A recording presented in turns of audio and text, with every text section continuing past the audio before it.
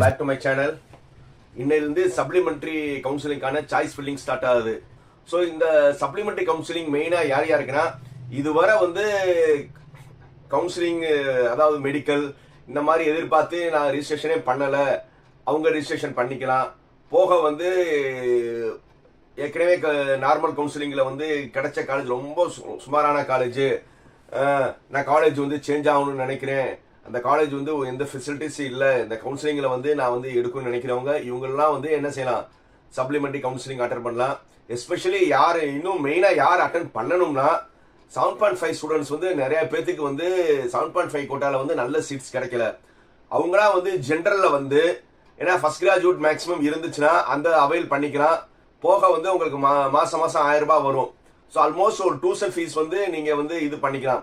Government சலுகைகள் யார் யார் வாங்கணும்னு நினைக்கிறீங்களோ, அதாவது ஃபர்ஸ்ட் கிராஜுவேட் அந்த மாதிரி இருக்கிறவங்க வந்து கண்டிப்பாக வந்து என்னது சப்ளிமெண்டரி கவுன்சிலிங் அட்டன் பண்ணுங்க. சரி, இந்நேரம் வந்து நீங்கள் எந்தெந்த காலேஜில் என்னென்ன சீட் இருக்குன்னு அனலைஸ் பண்ணி இருந்திருப்பீங்க. ஸோ அதனால வந்து மேக்ஸிமம் வந்து கோர் ரிலேட்டடுக்கான பிரான்ச்சஸ் வந்து ஆல்மோஸ்ட் பெரிய காலேஜ் லெவல்ல இருந்து இருக்கு. இல்லை நான் கம்ப்யூட்டர் இசி ட்ரிபிள் இப்படி போகணும்னு நினைச்சீங்கன்னா ஓரளவு வந்து மாடரேட் காலேஜில் இருந்து இருக்கு. சிம்பிளாக சொல்லணும்னா ஒரு 200 ரேங்க்ல இருக்கிற காலேஜஸ் எல்லாம் பார்த்தோம்னா எல்லா கோர்ஸுமே முடிஞ்சிருச்சு. எஸ்சி எஸ்டி எஸ்சிஐக்கு மட்டும் இருக்கு. 200 இருந்து அப் டு 430 வரை இருக்கிற காலேஜஸ் நீங்க அவ்வளோ பார்க்க வேணாம். 200 இருந்து ஒரு 350 ரேஞ்ச் வரை இருக்கிற காலேஜஸ்ல பாத்தீங்கன்னா எல்லா பிரான்ச்சஸுமே அவைலபிள் இருக்கு, எல்லா கம்யூனிட்டிக்கும் இருக்கு. இது எஸ்பெஷலி வந்து யார் யாருன்னா, நான் ஏற்கனவே சொன்ன மாதிரி 7.5 ஸ்டூடெண்ட்ஸ் வந்து நீங்க ஜென்ரல் எடுங்க. ஏன்னா எஃப்ஜி இருக்கும், போக உங்களுக்கு மாசம் வர காசு வச்சு நீங்க பண்ணிக்கலாம். அதே மாதிரி யார் பண்ணக்கூடாதுன்னா, ஏற்கனவே ரவுண்ட் 1 ரவுண்ட் 2ல வந்து நல்ல காலேஜ் எடுத்துட்டு நான் அங்கே எனக்கு காலேஜ் பிடிக்கல, குரூப் பிடிக்கலன்னு எண்ணத்துல இருக்கிறவங்க தயவுசெய்து நீங்க மாற்ற வேண்டியது காலேஜ் கிடையாது, உங்களுடைய எண்ணத்தை தான். ஏன்னா ரவுண்ட் 1 ரவுண்ட் 2ல வந்து அவங்க நல்ல நல்ல காலேஜ் எடுத்திருப்பீங்க. அதையும் மீறி வந்து நீங்க வந்து இப்போ சப்ளிமெண்டரியில் வந்தீங்கன்னா நீங்க எதிர்பார்க்கிற காலேஜஸ் குரூப் கிடைக்காது. அதுக்கு வந்து நீங்க ஏற்கனவே எடுத்திருக்க காலேஜ் அண்ட் குரூப் வந்து பெஸ்ட். ஸோ அதனால வந்து ஒரு தவறான முடிவு எடுக்காதீங்க.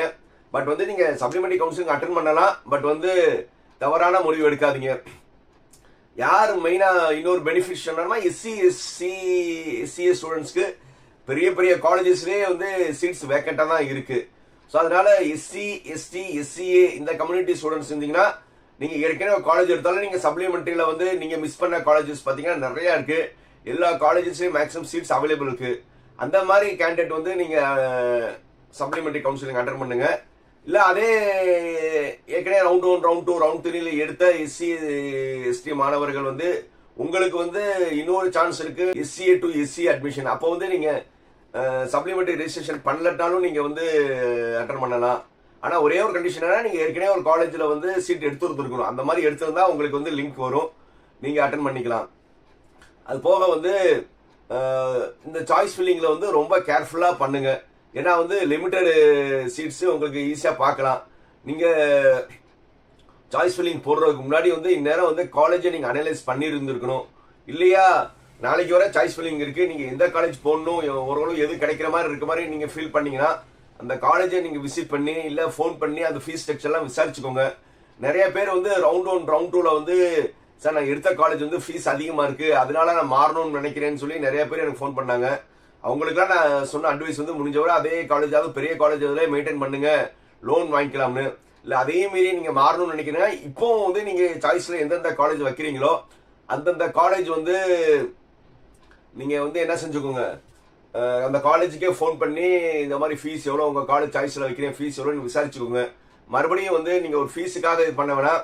அதே மாதிரி வந்து இப்ப நிறைய நான் சொன்ன மாதிரி ட்ரஸ்ட் மெம்பர்ஸ்லாம் வந்து இந்த காலேஜில் சேர்த்து ஒரே அவங்களுக்கு லோ காலேஜ் ஃபீஸ். அதே மாதிரி ஒரு சில ஒரு யூடியூபர் காலையில் 8 மணிக்கெல்லாம் நியூஸ் போடுவார். அவர் சொல்றதுன்னா அந்த ஏஜென்ட் சொல்ற மாதிரி காலேஜஸ் தான் வந்து ரொம்ப லோ கிரேட் காலேஜஸ் தான் இருக்கு. அந்த மாதிரி காலேஜஸ்லாம் வந்து நீங்க படிக்கிறதுக்கு பேர் படிக்காமலே இருக்கிறது பெட்டர். எப்பவுமே வந்து நீங்க காலேஜ் சூஸ் பண்றது வந்து நல்ல காலேஜா சூஸ் பண்ணுங்க. ஏன்னா எப்பவுமே வந்து உங்களுடைய காலேஜ் தான் வந்து உங்களுக்கு என்ன செய்யும், ஒரு பிளேஸ்மெண்டோ உங்களுடைய ரெப்புடேஷன் எல்லாமே வந்து நீங்க இங்க எந்த காலேஜ்ல படிச்சீங்க அதுதான் டிசைட் பண்ணும். அதுக்காக ரொம்ப லோயர் கிரேட் காலேஜஸ் வந்து இந்த தன்னார்வ அதாவது ஃபேக்ட் ட்ரஸ்ட்னு சொன்னேன்ல, அவங்க சொல்ற காலேஜஸ்லாம் வந்து ரொம்ப லோயர் கிரேட் காலேஜஸ் இருக்கு. அதே மாதிரி ஒரு சில யூடியூபர்ஸ் வந்து நேற்றுலாம் வந்து ஓப்பனாகவே வந்து என்னென்ன காலேஜஸ்ல வந்து எங்கள் கோடை யூஸ் பண்ணினா உங்களுக்கு 10,000 தராங்கன்னு ஏதோ இதெல்லாம் பார்த்தேன். ஸோ அந்த காலேஜ்லாம் வந்து ரொம்ப ரொம்ப லோயர் கிரேட் காலேஜ். ஸோ அதனால வந்து இந்த மாதிரி காலேஜஸில் போய் வந்து நீங்கள் ஏமாறாதீங்க. நீங்கள் வந்து எப்போவுமே வந்து ஒரு காலேஜ் சூஸ் பண்ணுறதுக்கு முன்னாடி நேரில் போய் பார்த்துட்டு டிசைட் பண்ணுங்க. ஸோ அதனால ரொம்ப கேர்ஃபுல்லாக சாய்ஸ் ஃபில்லிங் பண்ணுங்க. வேறு சாய்ஸ் ஃபில்லிங்கில் ஏதாவது காலேஜ் ரிலேட்டடாக டவுட் இருந்துச்சுன்னா எனக்கு எப்போதுமே கால் பண்ணுங்க. மீண்டும் அடுத்த வீடியோவில் சந்திக்கும் முறை லைக், கமெண்ட், ஷேர், சப்ஸ்கிரைப். பாய்.